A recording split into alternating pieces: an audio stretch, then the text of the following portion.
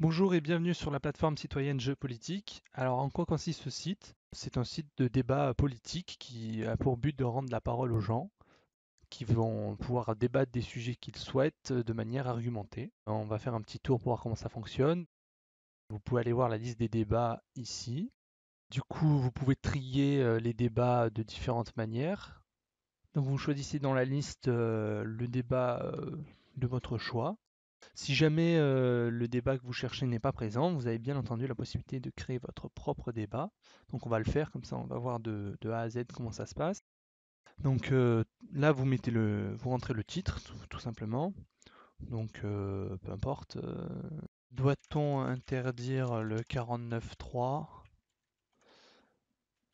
Donc là on a un système qui permet de vérifier que le débat n'existe pas déjà. Donc ça montre des débats qui ont un intitulé avec des mots en commun. Donc là, c'est pas le cas, donc c'est plutôt bon.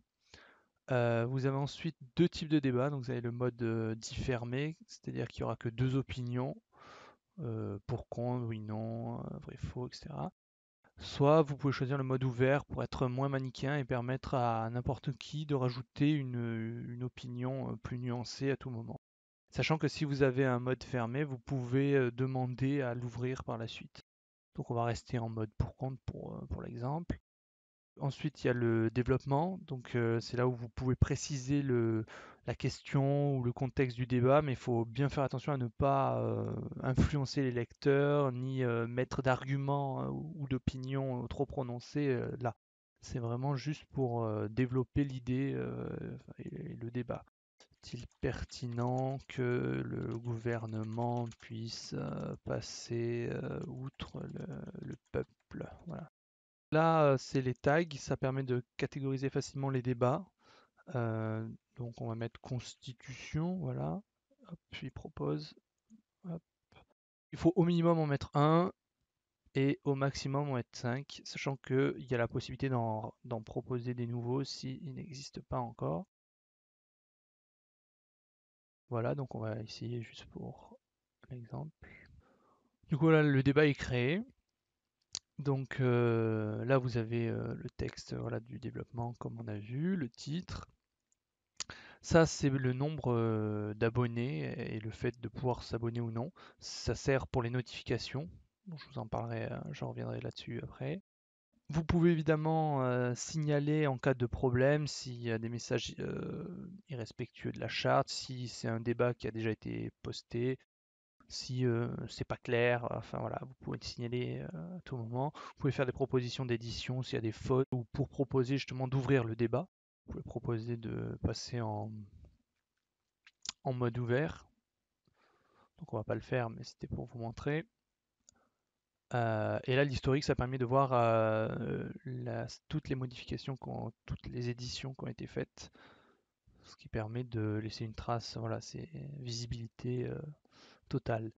Donc voilà, donc là il y a les opinions. Donc vu qu'on est en mode pour contre, eh ben, c'est organisé en deux colonnes. Là il y aura la liste des arguments pour, la liste des arguments contre. Donc pour l'instant évidemment il n'y en a aucun. Donc par exemple ajouter un argument pour. Il n'est pas sain dans une démocratie qu'un gouvernement ne demande pas l'avis du peuple et passe dessus de surcroît. On a déjà eu le coup avec la loi Macron. Maintenant, c'est la loi travail. Voilà. Donc bon, c'est un exemple. Et là, il y a un petit travail de synthèse à faire, c'est il faut résumer, bon là c'est assez court, ça pourrait être beaucoup plus long, la limite est genre à 2000 caractères je crois, enfin c'est pas un problème. Par contre là, c'est synthétique, c'est ce qui va apparaître dans la liste des arguments, c'est vraiment, faut prendre l'argument que vous venez d'expliquer et le résumer en une phrase. Le gouvernement ne devrait pas passer outre l'avis du peuple. Voilà, ça résume le truc. Donc là, on propose l'argument. Donc Là, vous voyez qu'on est donc dans le débat, doit-on interdire le 49.3? Dans l'opinion, je suis pour. Et là, c'est un argument pour, donc c'est pour ça que c'est surligné en vert. Donc là, on est dans l'argument que l'on vient de créer, bien sûr. Et donc, vous observez que on peut à nouveau argumenter pour et argumenter contre cet argument. Par exemple, quelqu'un qui ne serait pas d'accord avec ça pourrait très bien dire ah non, moi je suis pas d'accord, en disant pourquoi, etc. Donc on peut revenir au débat. Et donc là, on voit que l'argument apparaît. Euh, Ils sont triés par score puisqu'on peut voter pour chaque argument et vous pouvez voter pour une opinion. Donc là, dire je suis pour, voilà. Et ensuite, donc comme je vous avais dit, on peut s'abonner à un élément. Quand on s'abonne, ça s'abonne à tous les sous-ensembles. Donc vous pouvez vous abonner uniquement à un argument bien particulier si vous voulez savoir si quelqu'un va répondre pour être notifié.